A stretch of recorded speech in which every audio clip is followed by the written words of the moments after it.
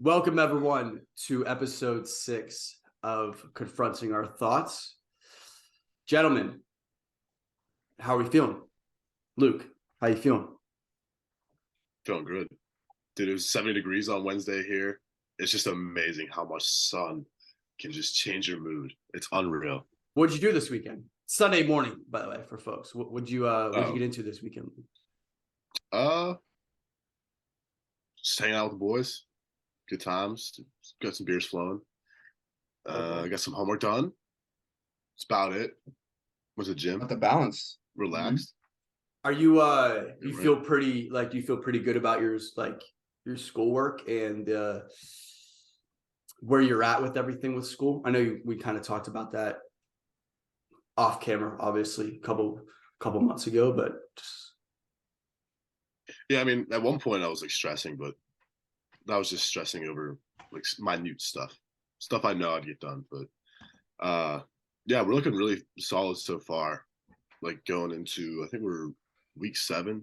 Got an exam this week. I gotta get ready for. Got a paper due tonight. Um, but other than that, got a couple 2 A's, 2 B's. hey, I'm happy. I'm happy. I'll attaboy. take it. Hey, how are Have you you? have you started? Have you done a little to-do listing? Little to-do listing? No, not yet. All No, right, all right, all I right. don't know if I You're can get into that scheduling yet. though. I mean, it's okay. You're scheduling though. Yeah, I got the routine. I got the schedule going. But other than that, I haven't got the to-do list going yet. Oh boy. C-dubs, how we feeling? We're feeling good.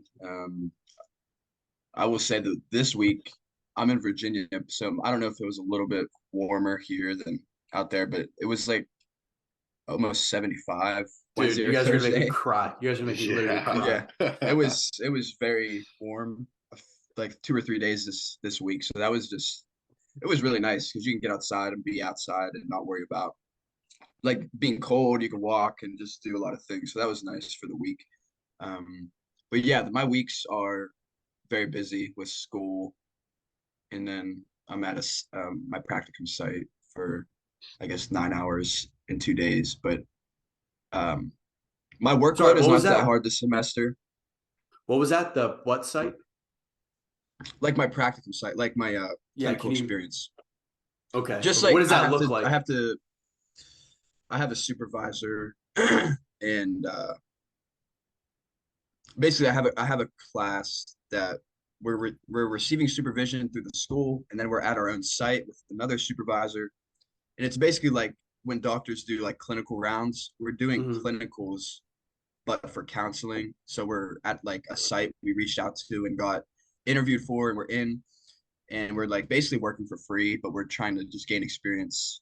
And we have a supervisor that we report to, and the more comfortable you get and the further you go, like I'll start getting my own clients and stuff like that. But it's just like the stepping stone to like internship would be next, which is next fall. So like this whole semester is practicum, then summer is just classes, and then fall is when the internship starts. So we're just getting our feet wet for internship. Because internship's like the 1 year thing.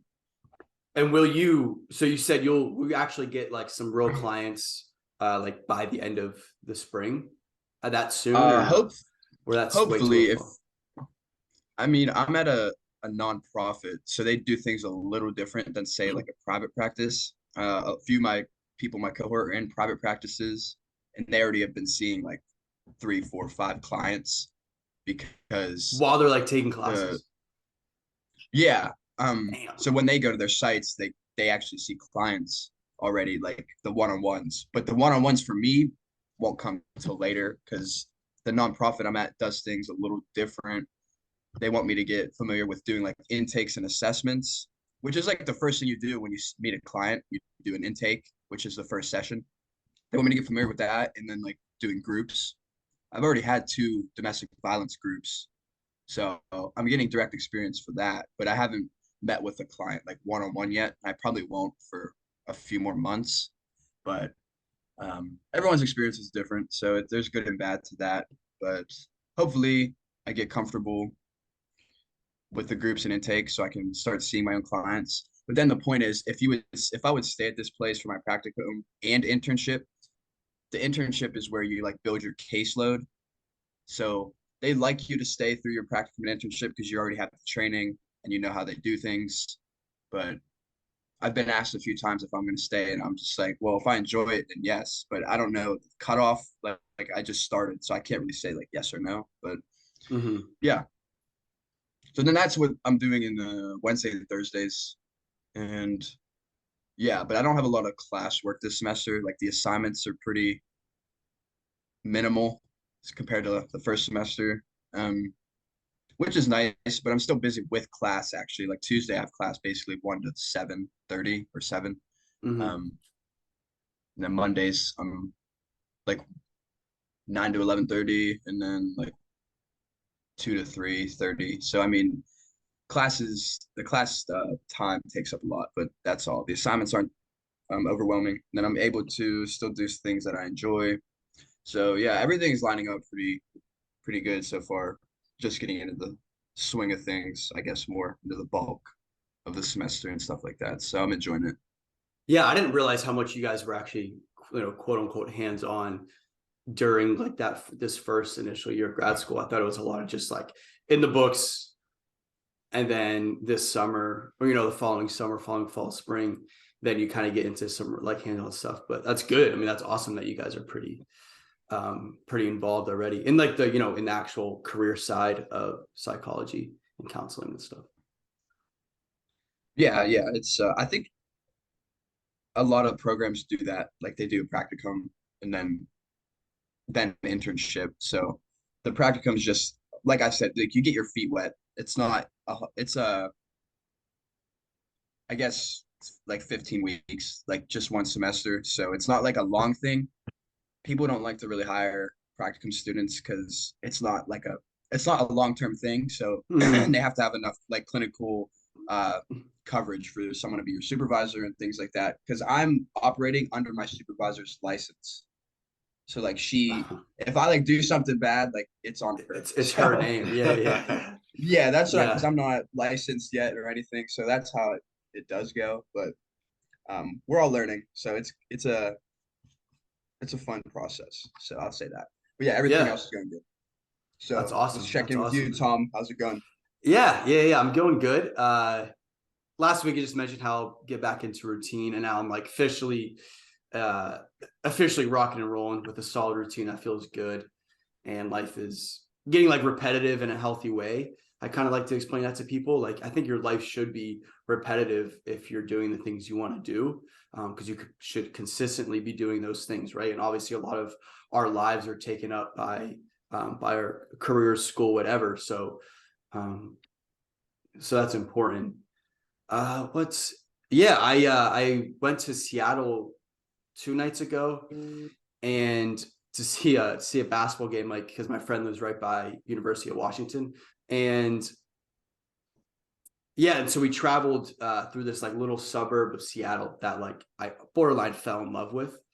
And it's like it's just such a dope, like it is in Seattle, but it's just not a suburbs way to put it. It's just a section of Seattle, right? You obviously have big cities that have different sections, and it's a super cool section. There's a bunch of younger people there, because a lot of people move to Seattle because of the tech scene. And so like right out of college, so mid-20s, mid to late 20s, there's just a bunch of young people, and this is like kind of where they migrate to. So it's such a cool scene. There's like a sick gym there, but it's also super old. So basically I've just been imagining my life living there the past like 12, 24 hours, and I've been looking up apartments and stuff, even though it's insane because it'd be way too much of a commute. But it's kind of glorifying, and it's nice to think about. Was that um this week where you said, let's get the boys, we go to Seattle, we're getting a crib? Dude, Was that this yes, week? if we were to go, yeah, exactly, if we were to that, yeah, that's a good point. Yeah, if we were to all move out here, I know exactly the neighborhood or the area we're moving to for sure. Awesome. It's a really cool spot. There's like a sick gym. It's awesome. And how far is this suburb from downtown Seattle? Yeah, so I can get into Seattle in like 50 minutes right now. And then this suburb, if like, so downtown Seattle's like Lumen Field, right? Like Lumen Field, T-Mobile Park, where the Seahawks play, like, you're downtown. And I would say it's probably like 12 minutes, like a 12-minute drive.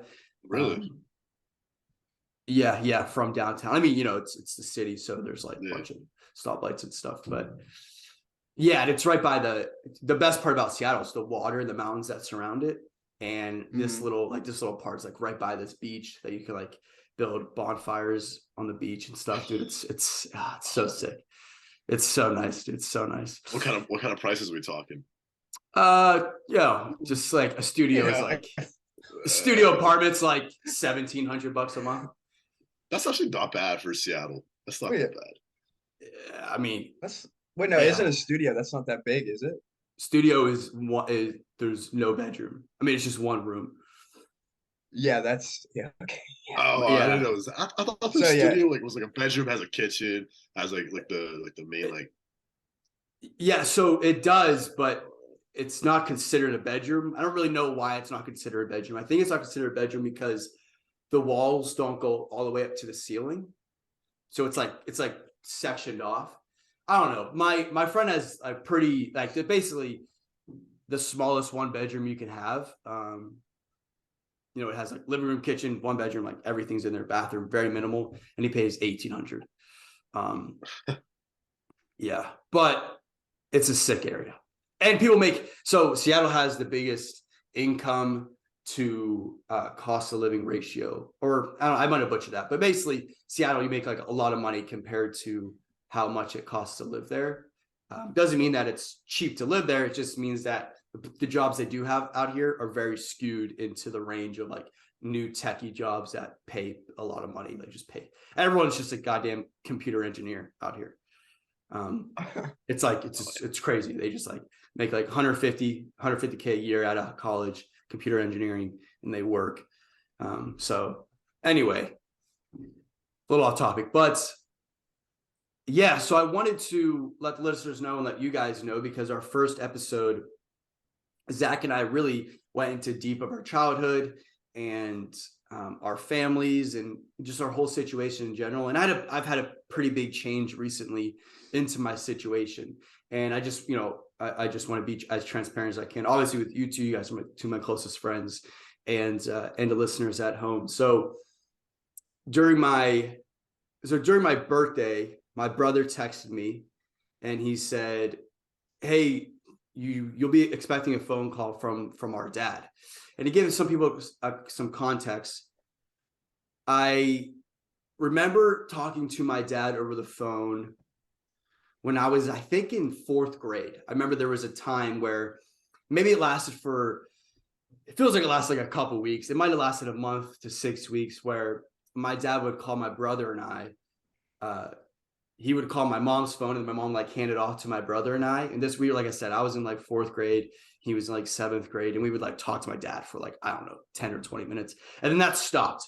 And so that's my only recollection of my father throughout my whole life. So this is pretty shocking news. And there was some things happening prior, like he called my older brother on his birthday, which is in September. So there was definitely, we could definitely tell there was some action or some drive from him to kind of maybe rehash something. So anyway, sure enough, he called. I was like on a walk. He called, and the moral of that conversation was that he wanted to be back in my life.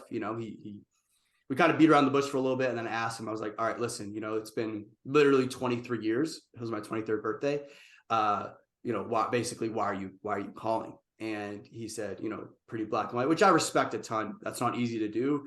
I don't really care who you are. It's pretty hard to tell your children that you want to be back in their life after, over 2 decades of, being non-existent. So I respect the hell out of him for that. And I respect the hell out of any parent who is able to do that. So, with that conversation, so it ended there. And I was like, obviously I need time to think about it. I want, talk to my brother, talk to my mom, thought my own thoughts and stuff. And, following that conversation, I compared that conversation that I had with my father that night to one I would have with one of you guys. And what I mean by that is I wanted to feel the same desire as if one of you were trying to maybe come back into my life, or if I was trying to come back into your life. Basically what I'm trying to say is that conversation would have a ton of emotion, a ton of energy towards it. And to be honest, I didn't feel like that conversation with my father had any of those things. And so initially I was pretty upset, because I was like, how is this person going to come, just call me out of the blue and not feel like they have any true desire to be in my life? I was frustrated and disappointed, and it was emotional because, I wanted him to be, at that point, I was like, hell, at least I can have my kids one day like know who their grandfather is. Like that's what my end goal was of everything. It was like, and so anyway, after that conversation, thought about it for a couple weeks, months, because I went to overseas and then I came back. So this is last week sometime. And throughout this process, I'm thinking about why, I made the decision throughout this process to be like, who am I to say that someone can't become a better person? Like, who am I to be the person to get into the way of someone else trying to learn from their mistakes, even if those mistakes lasted 2 decades, right? And we're going to get into a little bit later about how life really is short, and that you need to maximize your time here. And like, I've made mistakes in my life. I've made hella mistakes in my life, and I will in the future. And I would love for people to forgive me for those mistakes. So basically, like, how am I the person that's going to be like, no, my own father can't have a relationship with his own son? Like, to me, that just didn't sit right. And I feel like people do deserve a second chance or a third chance or whatever. But at the end of the day, I don't think it was right for me to get in the way of someone else's desires. And so I called him back and I said, I forgive you for what you've done over these 2 decades, or lack of what you've done over these 2 decades. But most importantly, I will never forget what my single mother had to go through, what my older brother had to go through. I will never forget those memories, and I will never forget those lessons, and I will cherish those for the rest of my life, because those are the reasons that, that's a huge part of why I'm here today. But I will forgive you, and I forgive you for what you've done. And I respect you trying to move forward in life, because this is all what we're trying to do, right? We're all just trying to figure this thing out, and we're all just trying to become better people. And whether you're, 40 plus years old, trying to rehash a relationship with their kids that you've never really talked to, it's all context based. And so that's the moral of the story. It's that, is that if you can let someone else kind of become a better person, or be a catalyst to that. And for me, that's forgiving my father, and letting him grow as a person as he's, getting older, and maybe becoming at this next stage of his life where it's having a relationship with his 2 sons. And yeah, that's kind of it. I don't really know how to end the story, but the end of the story is that, I think, I'm going to have a relationship with my father now for the first time in my life. So thanks for sharing that. That's a very, eye-opening for me, probably, for people listening who may be going through the same thing and can really relate to you, and to hear you kind of say, mistakes do happen, and I'm willing to forgive you and move forward, because like you said, we'll get into it, life is short. I think to have that awareness and put that into practice for your own life is just very good. It's just, yeah, thank you for sharing that, and being honest with us. It probably took a lot to talk about that, I guess, on our live recording, stuff like that. So yeah. Well, I mean, I told him this, and it's like, the reason, and we all can relate, like what we go through as a childhood, good or bad, like that really shapes us into who we are today. And I know, like, you guys have, I was very close to you guys growing up, so I know, a lot of what you guys have gone through and how that shaped you. So I told him, and I said, this might sound crazy to you, but I'm actually grateful that happened, And because I think that made me into a strong, independent person today. And it made me also, also made me witness my mother going through hell and still is still putting a smile on her face and just making the most of life and being there for her kids. And all of that was because of what we had to go through. And I saw that, and I'm seriously grateful for that. So it's this weird relationship where it's like, thank you for doing that, because that taught me so much about life that, as 18, 19, 20 years old, I don't think it's really hard to replicate. And so there's also another aspect to it, but yeah. I don't want to dive too deep into like you don't have to answer certain things, but so 23 years is a long time, and now since he's quote unquote back in your life or more involved, what does that look like now? Like, is it weekly phone calls? Are you Yeah. texting? Things Yeah. like So that.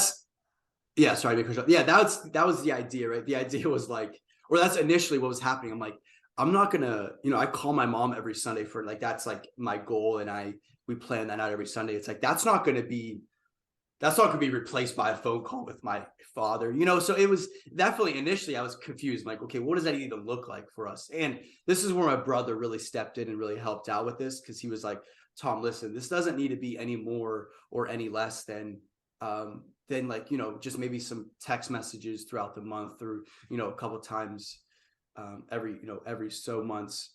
And we actually did plan I'm going to go out and visit him this summer. So that was kind of like the biggest thing. But that's also another aspect of it. It's like, I'm not having a phone call with my father now every day, or trying to get this close relationship with my father, and that take away from my relationship with you guys, or my mother, my brother. So kind of take it with a grain of salt, but also I'm pumped to get to know this person. And also I'm excited that one day my kids will be able to know their grandfather, God willing. So that's kind of most important. It's like, I want them to understand. I want them to learn the lesson of forgiveness. And they probably want to understand that for, a long time when they're growing up. But I think one day it's going to feel good. It's going to be a good lesson for them to learn how to forgive people, and understand that life's too short to hold grudges. And then we're all trying to just become better people. So don't be so damn harsh on yourself or others for making mistakes, and trying to figure this whole thing out. Not that it makes it okay, but it's easier to see, it's easy to see that how that can happen, or how you can really get down into a pretty deep part of your life. Sometimes that happens, whether we like to admit it or not. So yeah. So let's get into Zach kind of lets you take over, and this kind of transitions right into what we've just been talking about. So if you want to hit on what you want to talk about this week, Zach. Yeah, this is going right into, can be applied to what Tom was just talking about. So just this Latin phrase, we're saying memento mori. It's basically, the idea is just remembering that you must die. So the idea is that, life is short, you're going to die sometime. And it's kind of coming to terms with the fact that at some point, this life will not be anymore. At some point, you will die. You will not be on this physical earth anymore. So the idea of that, there's some ideas that go into where you can apply this. So in Tom's example, just to see it come to fruition. So like ending on bad terms or holding grudges. So Tom could have been holding this grudge he might have been holding it for 23 years if he would confirm it as a grudge, or it could have been longer if they never got back into contact. Mm-hmm. And I guess the idea would be, if he's holding this grudge, that's taking a weight on him. It's having a toll on his mental and his physical body. So just kind of remembering that, one day I'm going to die. So do I really want to hold this grudge, or do I really want to be mad at this person for the rest of my life? Do they not warrant forgiveness, like Tom said? So Just things along those lines. And it's basically keeping yourself in check, and it's a perspective to have, but it's not easy to think about like this going through day-to-day life. We don't think about um like wake we don't think about going to sleep and possibly not waking up and things like that, Yeah. or go to just to drive up the street and we could get in a crash or things like that. Like, we don't really think about that stuff on day-to-day uh accounts. At least I don't. And I try to be better about being intentional about what Mm, my thoughts are, because yes. I mean, like you said, life is short. And or you could go on the other side. I like to say like life is long too. So because Hmm. it's like long or short depending on your perspective. But yeah, that's kind of what we wanted to get into, just remembering that you will die. So like, what does that kind of look like for us? I touched on a little bit of examples there, but if you guys have anything are that's like really coming to your minds, or examples that you want to share from like everyday life, then we can get into that as well. Yeah, Luke, you can go. I don't know. It's just kind of weird because like sometimes I do think about that stuff. Like I'd be just like driving down the highway and be like, man, what if like I just had something happen like right now? Like, but I don't want that to happen. And that kind of makes me just think like, okay, yeah, I do want to live this life. This is a good life, and it's the only one you do have. So I don't know.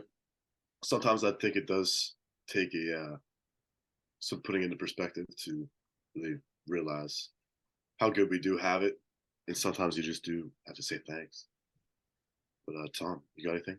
Yeah, so yeah, there's like a couple things. So as far as the letting go of grudges, that doesn't necessarily mean that you need to have that person come back into your life. That just means that you, which I don't want to put words in your mouth, Zach, but I kind of know where you're going with this. Is you just let go of that negative energy. Like, for it doesn't, like I said, not everyone is meant to come back in your life when they leave, and that's okay. There's some people's reasons to be in your life is just to be in your life for a season, and and that's okay. That's how life works. But yeah, as far as letting grudges go, I just want to hit again. That doesn't mean accepting them to become a friend. Now you have to like hang out with them or spend time with them. It's like, no, you're just letting go of that negative energy. You're letting them know that, hey, it's okay what you did. Um, and so then they can grow as a person as well. So they're not so caught up in you not forgiving them. It's like this acceptance. Accept the situation, accept the mistake that happened, because it did happen. There's nothing you can do about it but move forward. um and so yeah, as far as like living short, it's like, man, some people need to wake the hell up. And this time on this earth is so precious and valuable. I know we all have personal stories of people going what we thought were too soon. And shit, I mean, if you turn on the news, everyone's going too soon, which I don't think anyone should really be doing. But yeah, and I think it's important to, like, we need to start acting now on our life. Life is way too short to not try your absolute best to feel good day in and day out. And that looks different for everyone, right? Everyone's feeling good, or everyone's actions they need to do to feel good may look different. But I believe that everyone truly knows, everyone has had days that they feel good, and everyone's also has days that they feel like crap. And I think if you look at each of those days and understand, like, okay, how can I minimize the things that I'm doing on the days that I feel like crap? Probably like, being on your phone all day, probably drinking too much the night before, eating like shit, not exercising. All of those things probably correlate to those days that you're not feeling the best. And on days that you're feeling good, what does that look like? Probably getting outside, sleeping for a long period of time, being on your phone less, exercising, eating less, drinking water. And so I know I sound like a broken record, I feel like, on this podcast, just being like habits, habits, habits. But like, man, this is a prime example again. Like, life is too short not to try to take a step towards the right direction. And everyone knows what the right direction is. We all know, deep down, like, hey, I know this is what I should be doing day in and day out. And I know this is what I should not be doing day in and day out. So let's try to take some steps towards that good in our life so we can freaking feel good. You know what I mean? Like it feels so good to feel good and it feels so bad to feel bad. So let's try to minimize feeling bad and maximize feeling good. Because memento mori. Tom, be careful. Just come back to your father real quick. I actually thought of a question.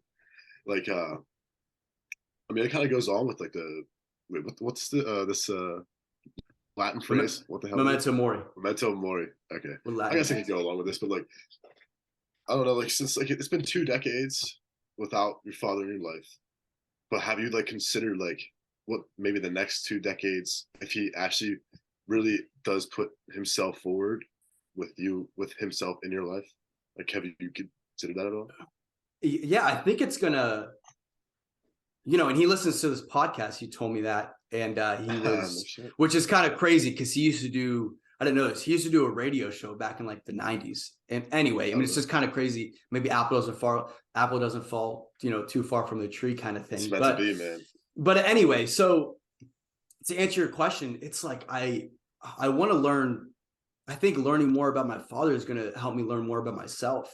And then so therefore I can, take the good, take the good and then also like take the bad and just become better personally. And then I can pass that on, to my kids one day. I just think, family's important. I know that looks different for everyone and everyone sometimes can't stand spending time with their family, but at the end of the day, it is important because we really do only have one family, whether you want to believe it or not. So yeah, I don't know. I'm not trying to dig too deep into it. Like I love the time I spend with my close friends, with you guys.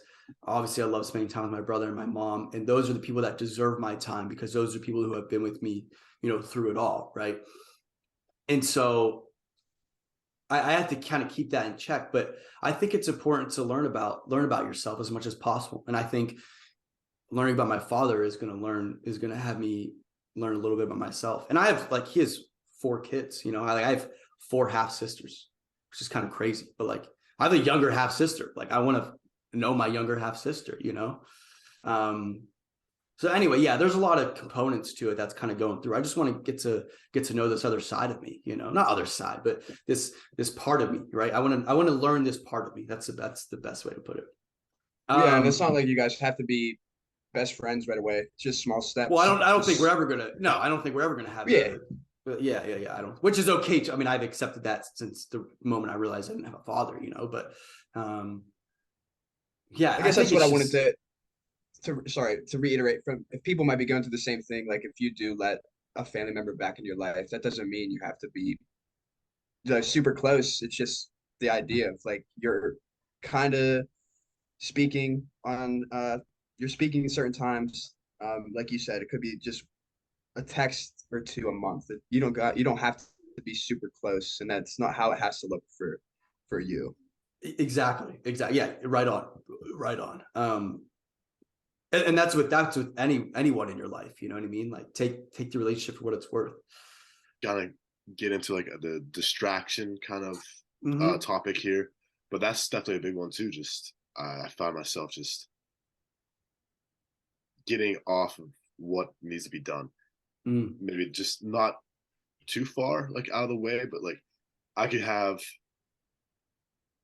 A done, but I choose to do B, C, or whatever the hell I want to do before. But yeah, but that comes with the territory of I need to have a legitimate self-reflection and write down, this is what I need to get done. This is what I need to change. This is what, yeah.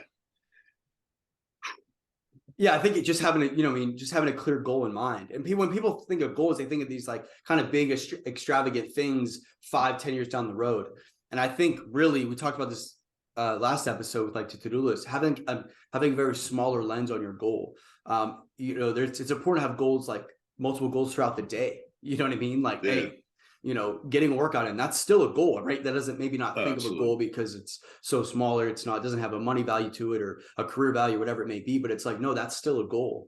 And so in your part, it's like, you have these goals, right? And these goals are obviously going to accumulate to this bigger goal down the road. But yeah, like we still need to accomplish these daily goals throughout our day, and having a clear vision, right, and a clear thought towards that goal is important. Or it's just going to get, it's the haywire is going to come in, it's going to be gray, and you're not going to be able to really navigate through your day or your thoughts to get to what you need to get done. Yeah, and that's definitely like one of those things too, where uh like I talk about all the time, just like trying to break things down into very small aspects of life, and this is one of them, like where it just kind of like slips out of your mind, and it happens to everybody. Like just keep breaking it down into small lenses. Like just don't look at it from just such a wide view. Just like look in and just yeah. Just like take a step. I tell me, it's like just take a step forward. Whatever that may look like, that's so damn important. And yeah, just hit on distractions. Me and Phil were talking the other day about how we would pride ourselves, and I think we do too. We pride ourselves on controlling the content, from the content side that's going through our minds, or we really get to filter out. I guess we pride ourselves for not really looking at too much of social media and things like that. But what I found myself doing was just overflowing my brain of like this quote, what I thought was positive content, and little did I know that's still a distraction, right? Like that's like, obviously that's better than me just scrolling through Instagram or wherever and just looking at nonsense. But if you're still just overflowing, stimulating your mind with this outside content, you're still not able to think clearly. And so one thing I would always do when I would go on walks, I would always have headphones in, whether I was listening to music or a podcast, always.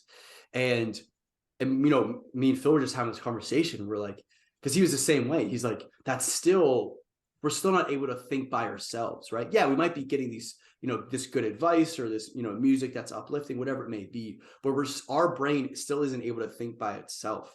And I think that's so important. And I'm not saying I'm thinking about, like solving world peace or any of these crazy, political views or whatever, but at least my brain gets to work by itself and it's not being impacted by other factors. And when you do that, you think obviously more clearly, and you actually get to feel your desires more, and you get to feel what feels good more, because there's not something literally blasting in your ear. There's not something, constantly going through your eyes, and you're reading constantly or listening to something. So yeah, that's something as far as like problem, on the line of distractions. It's like, I need to just stop putting content into my mind, whether I think it's good or not. It's still, there's a time and place for it, right? Like challenge yourself. When you're going on a drive to work or to class, wherever, don't do anything. Don't listen to anything. Just drive and think. Don't have music in, don't have podcasting, whatever it may be. And obviously if you're social media, that's kind of lower on the totem pole. Like I think, really try to minimize that or control that content even more. So. Yeah. I'm like the same way for the walks and stuff. I usually always have AirPods in. Always. I'm always listening to something. I never really thought about not doing that. Especially if I'm doing it alone. Like if I'm on a walk by myself, I usually have AirPods in, or I'm listening to something. Or if I'm driving, my Bluetooth is always connected. I'm never not listening to music or something. So I never really thought of it like that. So yeah, I think that's something that is fascinating, because I'm sure a lot of people relate to that, where they don't just take time to just be in whatever the present, whether you're in nature or just in your room, they don't take the time to kind of just be there alone. Like they have other things, like you said, thinking for them. There's always content that's spilling in. So I think that's something to think about for the listeners at home and all of us here. And something I wanted to touch on, I guess, for maybe a problem, I guess, in my life is kind of along the lines of Luke's. I just feel like I haven't been so reflective in my day-to-day living, as in like reflecting on whether my day or my week, or just writing some of my thoughts down. And I feel like I haven't been doing much of that recently. And I take it as a problem, because I like to write things down and try to figure out what's going on internally. And I feel when I write things down, that's what helps me the best. And I haven't been writing things down as much. So I feel like talking about it right now will probably, be like a wake up call, hopefully, so I can get that back into my life. But yeah, that's just one thing that's really been sticking out to me. Is just not being like introspective and reflecting as much as I would like to. Because at the end of the day, you do only have yourself. Hmm. So some of the thoughts you may not want to share with other people, and some thoughts you might just it might be best to deal with it by yourself. But if you're not taking the time to navigate through them and shift through them, then you're not really doing yourself a service in the long run, I feel like. Yeah, can you, because this is something I try, like when I used to, initially heard about journaling or, getting my thoughts out, I was like, I didn't really know what that looked like. And obviously you don't have to share your journal with people as that, but can you just maybe go through your mindsets when you're like, when it is time to journal? Or I know it's a lot more organic than that. It's not like that focused or that intentful, but can you just maybe look just to help people like the action of actually journaling or what's going through your mind? What is your intent out of it? What is your goal? Just to kind of help people start implementing this into their routine if they want to. Well, I will say for people who journal, their intentions are going to differ. For me, after I'm done journaling, I feel better. I don't know whether it's I'm thinking more clearly, or my body just feels like a release of tension or stress, whatever you want to call it. Just when I'm done writing about something, I feel better. So that's one of the main reasons I journal and try to continue journaling. But if you're someone who doesn't journal, doesn't know how to journal, or is like journaling stupid, I get that. But journaling doesn't have to be this deep process where Hmm. you're going into like your deepest and darkest secrets and you're writing them down and you're analyzing your stuff. It doesn't even have to be like that. If you're just thinking about something throughout the day that you want to maybe think about more, like I thought about this earlier. I'm gonna start writing this down and just try to see where it goes or what have you. But most of my journals come across as it's like when I'm inspired with something. So if I think about something throughout the day and I'll write about that. And then it just leads into other things that are going on in my life. Because at the end of the day, when you're journaling, it's for you. So I'm talking to myself, I'm talking about myself. So I think it's easy to continue to write.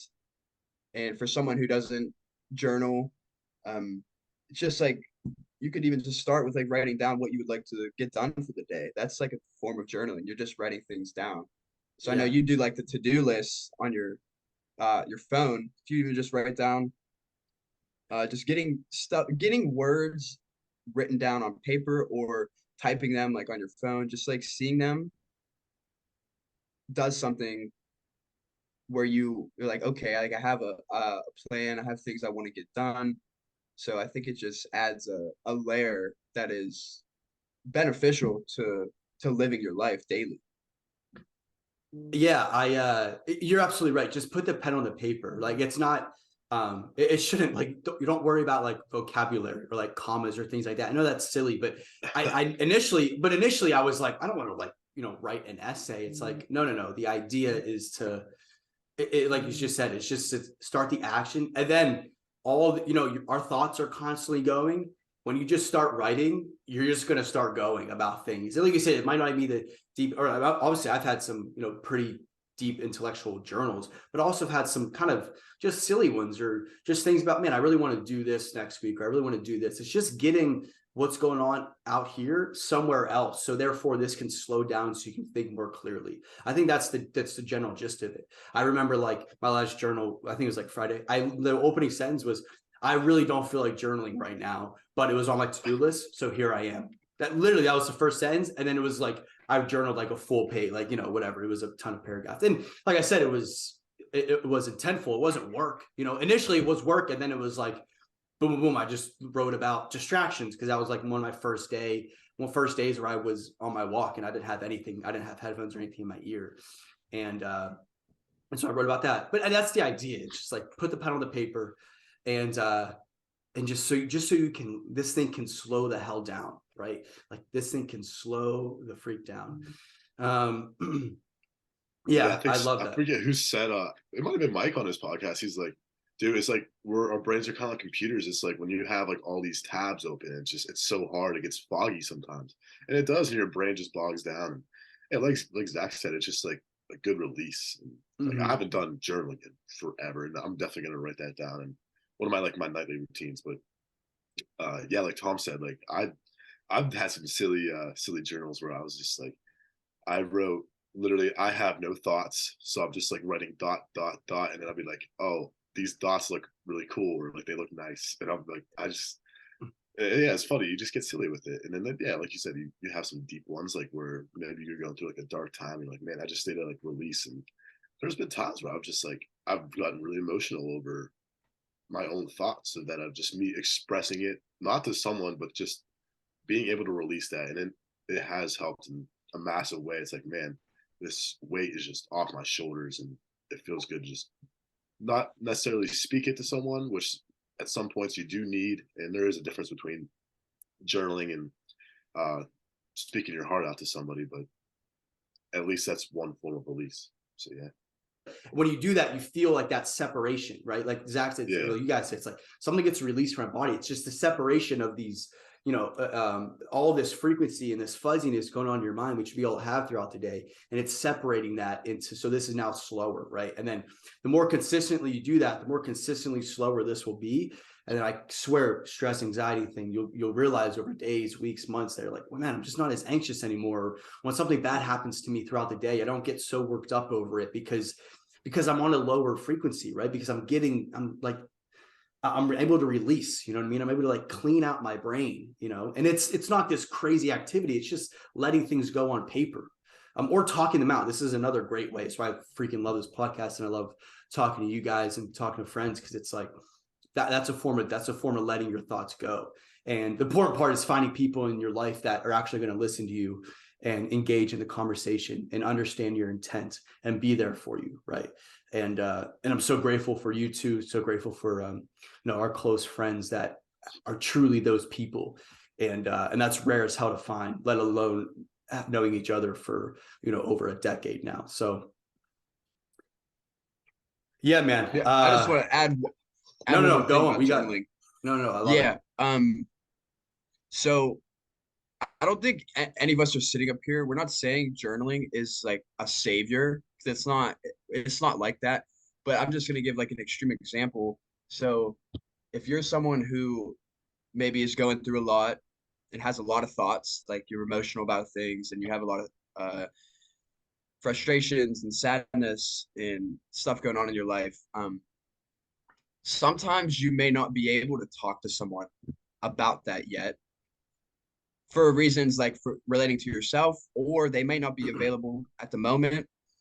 So I'm just saying, when a time like that comes, if even if just like writing a few things down, it could just be helpful for that time being. That doesn't mean that you don't need to talk to someone then, but it's just like sometimes you might not be able to do it all by yourself, and someone might not be there to sit with you or talk with you. And just an example of that would be, if there is no one there and you really don't want to write things down, you don't really want to sit in the uncomfortable, sometimes like the worst cases, like people, that's when people turn to like substances and things like that to start coping with what's going on in their lives and trying to deal with things in their own way. And then that's that short-term gratification, and then they'll like go to sleep, they think like, oh, I'm all better, and then like the next day it's like the same thing over again, and then they just get put in like a cycle. So that's just like an extreme example of something that could happen. And we're not saying that, oh, if you journal, you're not going to be stressed, you're not going to be anxious. That's not what it is. It's just a form of like self-help. It's going to help you out. The way you use it, and the way you approach it, it can be helpful. Um, that's all I think we're trying to get off to you guys, is that it's a form of kind of like therapy in a way. You're sitting with yourself and you're going in deep with your thoughts and you're letting things go. And I think it's just a way to release a lot of tension and stress. And some people use it differently, but There's a reason why in the like mental health field, a lot of people when they jump to solutions, they say, well, like, have you tried journaling or have you tried like mindfulness meditation? There's all these contemplative practices nowadays because it involves sitting with yourself and being in that uncomfortability. So there's a big push for that. And journaling is, I see journaling everywhere. People recommending journaling, like, have you tried journaling? So it's just one of those things that's not going to go away, especially as we continue on this life with all the craziness that we encounter and see every day. It's just, there's a lot going on. So you need to be able to not only compartmentalize those things to prioritize what's important, but you need to be able to kind of get things out that are weighing on you and affecting your daily ways of living. Yeah, that's a great point, Zach. I think, the bottom line, we're just trying to incorporate little things to do throughout the day to make ourselves feel better. Like that's the bottom line, right? And we all felt that, when we do journal, we feel better. When we don't journal, we're always like, man, let me get back to that, right? And like that to me is kind of, that's as simple as it is, and that's all it needs to be.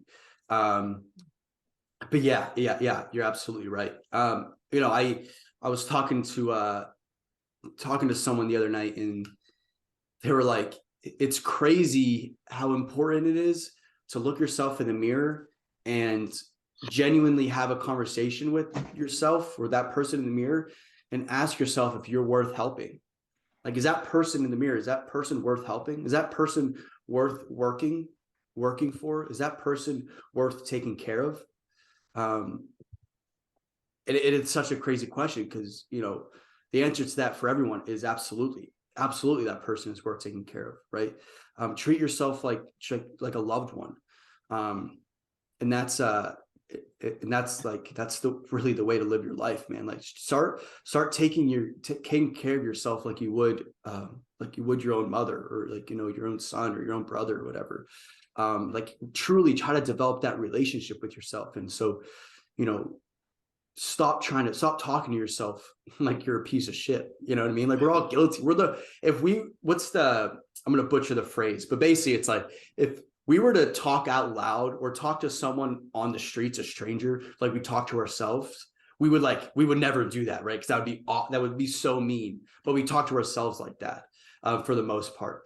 And right, it's like, it's crazy, like, oh, piece of shit. It's like, whoa, like, and to help stimulate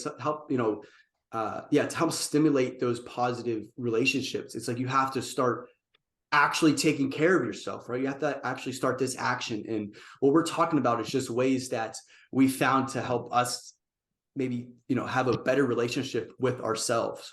Or like Luke mentioned, we all mentioned, like, man, I need to stop doing this because this isn't a way for me to take care of myself. Like that's this thing. That's all life is about right now, or it ever will be. So that's what we're trying to get across. Yeah, it's crazy when Zach was like kind of talking about the whole journaling thing. I looked it up, and I was like wondering if there's a chemical release. You release dopamine when you journal. I didn't know that. That was nuts. Like, what's like the whole thing with dopamine? Because like it's the feel good chemical, right? Like when you do Zach, like you nicotine can. stuff like that. This is Well, like, Zach. well, this is straight from Andrew Huberman. I mean, he's the whatever neurobiologist, or he said dopamine is like it's the pursuit transmitter. So when you're going after something, your dopamine is increasing. So it's like used as like the pursuit. You're in pursuit of something, so you're chasing. So if you think like a prime example is like, well, no, that's not PG for this. I don't really know a good example then. Yeah, it can just like when you're chasing. Wait, I select it's like not when you're for chasing kids. something. I'm not joking. I select it's not for kids, so you can say. Like on YouTube. So like when you're getting ready to say engage in intercourse with someone, so like you're chasing that pleasure, that's like your pursuit of that pleasure. And then the idea is the serotonin, like when you release, that's the serotonin is like the neurotransmitter that is like, I'm okay where I'm at right now. So like my serotonin is good because I just had that dopamine, like I pursued that pleasure. I got the pleasure. now my dopamine is heightened and my serotonin is also heightened because I'm like good where I'm at right now. You know what I mean? That's kind of how he explained it. Like the dopamine is the pursuit, then the serotonin is like I'm good where I'm at type of thing. So yes, absolutely. Right. So he explains it like this. Like I said, dopamine is released. Like you said, I'm not going to repeat it. You hit it. And then when you hit that goal, there's also some release as well. And then it drops below. So then it drops, right? Because now you're like, well, I have nothing to chase after. And so, and this looks differently in our lens for the most majority of this podcast. It's we're pursuing to become better people. Like that is a pursuit, right? It's not a direct, like I'm getting my degree in 4 years. I'm, getting this job in 6 years. These direct, like the pursuit can look differently. It can look as big or as small it may be. The problem with dopamine as well is we can release dopamine on different ways of on different aspects of our life, right? Drugs release a certain amount of dopamine, and so the problem with that, or like pornography releases dopamine when we like ejaculate, or when we ejaculate. So the problem with dopamine as well is if it needs to be paired with some sort of work.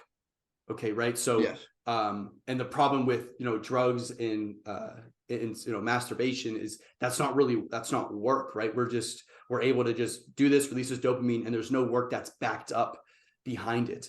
And so that's the problem, right? Because we're releasing all this dopamine, and there's, like I said, there's nothing to back it up. There's no work for it. Rather than we have intercourse with a loved one, we're working towards this, this sexual bond, working towards this sexual intercourse. And there's work behind this dopamine release. Where we go to the gym, and after we're done with the gym, it feels good. We get this release. It's because we just worked towards that dopamine release. For instance, cold showers, right? You're like, it's work, or cold exposure therapy. It's work to get this dopamine release, which is, he mentions it's like 2.5 times dopamine release with cold exposure therapy, which so I highly recommend. And that's because that's work behind there. Fucking being in the cold shower for 3 to 4 minutes is work. I promise you that.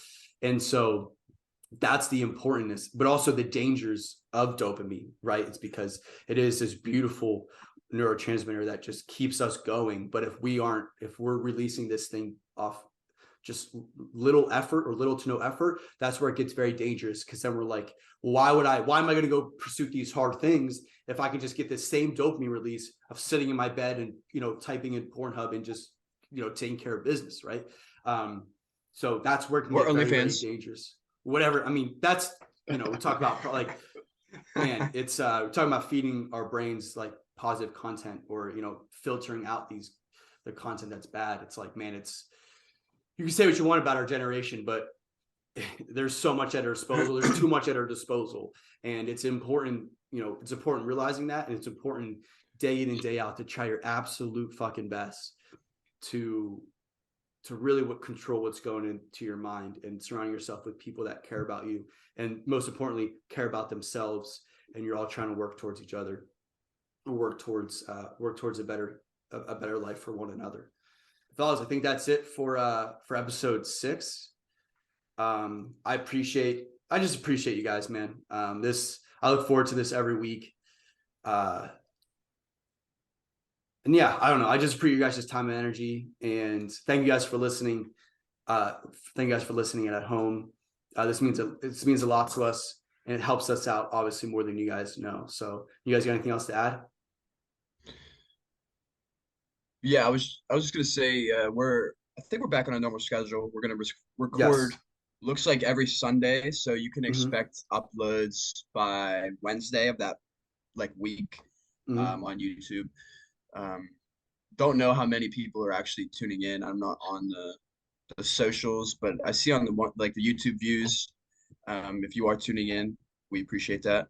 Yeah. We're just using this as a space to catch up with each other and hopefully come across to some people who might need to hear what we're talking about. So I look forward to recording every week and catching up with you guys. So appreciate you guys and appreciate this podcast space that we are able to take over. I just want to say shout out to like I have a couple people text me like, hey man, like we love listening to this shit, and we love hearing what you guys say, and like I know we love it, and we're inspired by by each other, and we're inspired by you guys as well. So yeah. Couldn't have We have said to it set up a better. little we have to set up a little Patreon or something, get some donations going, get some new gear, some new microphones, and some new cameras and stuff like that. But Yeah. All right, thanks, guys.